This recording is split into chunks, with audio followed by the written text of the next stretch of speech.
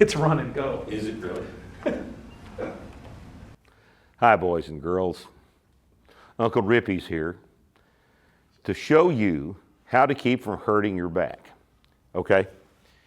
And the reason I have to do this is because our government has decided that you're supposed to lift with your back, not your legs, not your back. Lift with, what is it? Your legs, not your back. Lift with your legs, not your back. The problem with that is that's meaningless. It's utterly, absolutely meaningless. You have to use both things to get something up off of the floor. And this misunderstanding has led to a bunch of back injuries.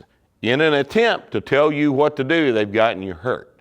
Some of you listening to this have been hurt doing it wrong because you were doing it the way you were told, not the correct way.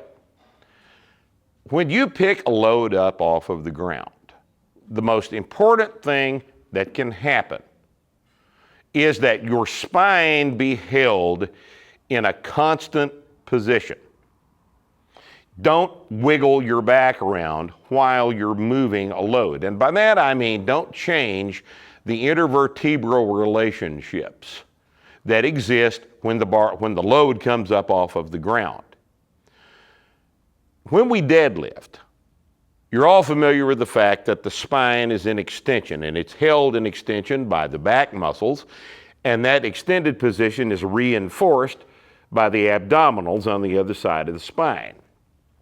A great big breath, a Valsalva maneuver, is performed to hold the breath because that enhances rigidity and it provides spinal safety. I don't feel like arguing about that with you right now. There's a lot of material on the website about it. Look up Dr. Sullivan's fabulous article about this. See our book.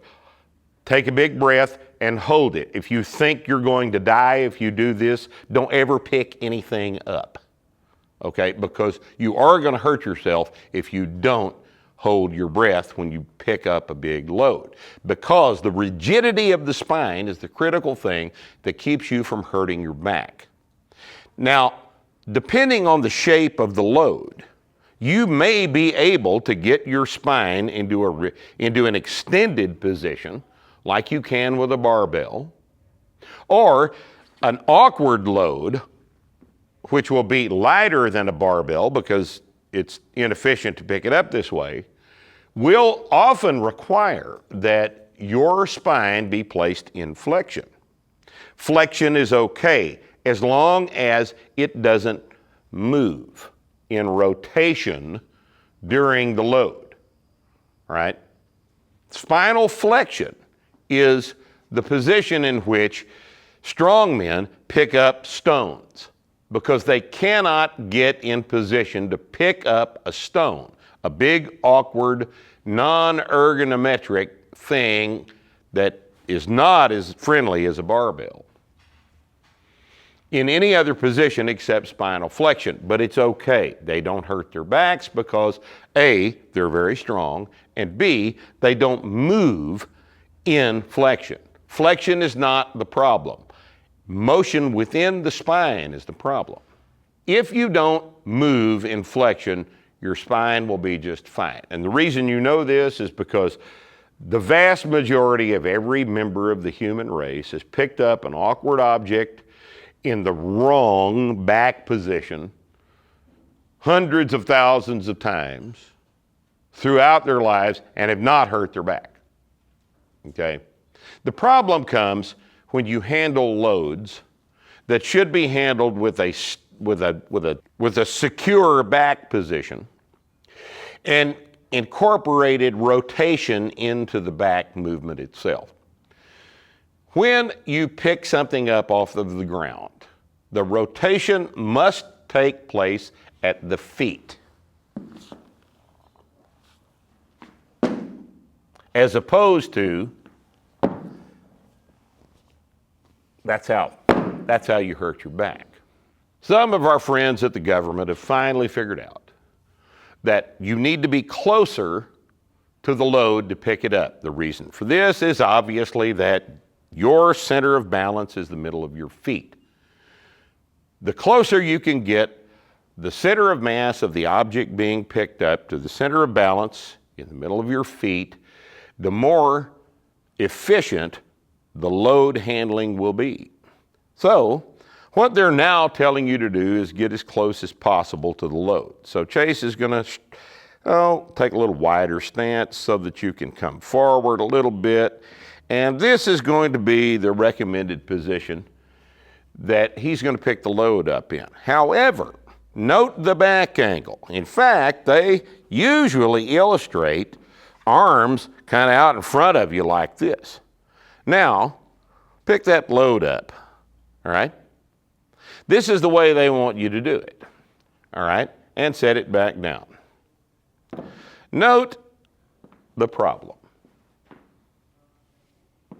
Your mother knows that when you go out into the garage to pick something up off of the floor, that you need to be above the thing you're picking it up. Just to illustrate, Chase, back up, back over here. Now pick that up. Kind of stupid, isn't it? All right? He can do it because he's strong and it's light. But without looking at the government posters, where would you want Chase to be to pick this up? I would submit that you'd want him as close to this as you could get, for his back to be over the load, not behind the load, and for him to maintain a tight back when he picks it up.